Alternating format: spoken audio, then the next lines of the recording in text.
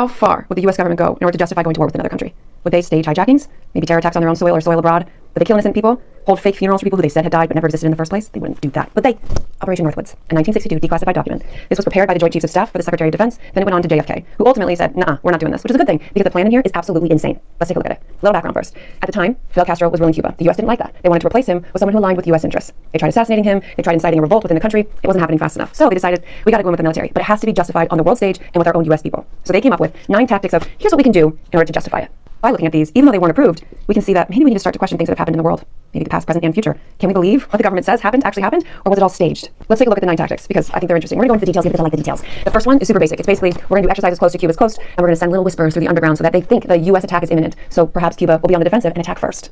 We'll maintain the posture that, oh no, these were just exercises, but we'll go in and be justified to use our military on their soil. The second one's a little bit more interesting. They plan an attack on their own Guantanamo base. They're going to use Cuban friendlies dressed in Cuban military uniforms so it looks real. They'll put a group outside the gate, have them start a riot, put some of them inside the base so it looks like they're being attacked, blow up some ammunition, blow up a U.S. plane. Actual damage will be done to the structures. Then they're going to pretend like they capture the bad guys. Again, these are Cuban friendlies. This is all fake. And the most interesting part of this one is they're going to sink one of the U.S. ships off the coast, blame on the Cubans, of course, and hold mock funerals for the people who died. There was no one on the ship. This is all fake. The third one involves using a drone ship off the coast of Havana or Santiago, so the civilians see what happens and believe it, okay? The Cuban military is obviously going to be curious about this U.S. ship that's so close, so they're going to send out someone to check it out. When it gets close, they blow up the U.S. ship. That way it looks like this Cuban boat did it, but no, they didn't. Then they're going to stage rescue efforts to save the crew who might have survived the attack. Again, there was no one on the boat in the first place. The fourth tactic, this is where we see the first instance of them being willing to sacrifice innocent lives. So they're looking at a refugee boat that's going from Cuba to U.S., blow it up.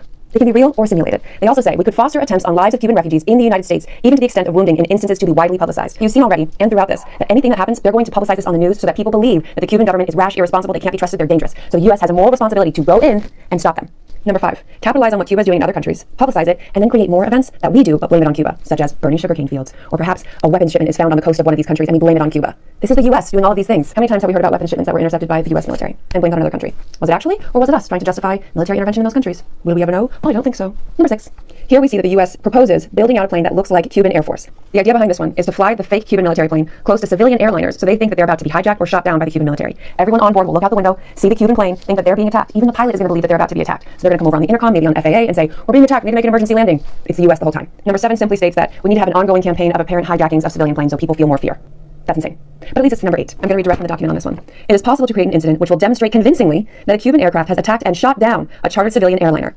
How are they going to make it more dramatic? They're going to say that it was a group of college students who were going on holiday, and they outline exactly how they're going to do it. So there will be 2 planes. One's a drone. One actually has people on it. These people are going to be given aliases. So the names that are on this plane don't actually exist. The planes will take off at about the same time. Civilians will land safely, exit, disappear. Those people don't exist. The drone will keep going. When it gets over Cuban airspace, they'll send out a mayday signal. At the same time as they do that, a radio signal will trigger the destruction of this plane. That one blows my mind. I mean, we can see how that would be used and publicized, and the U.S. people and maybe even international audiences would start calling for war with Cuba. If they attacked and killed a group of college students who were just off on vacation, yeah, they seem insane, and maybe they should be taken down, right? Maybe. Number 9.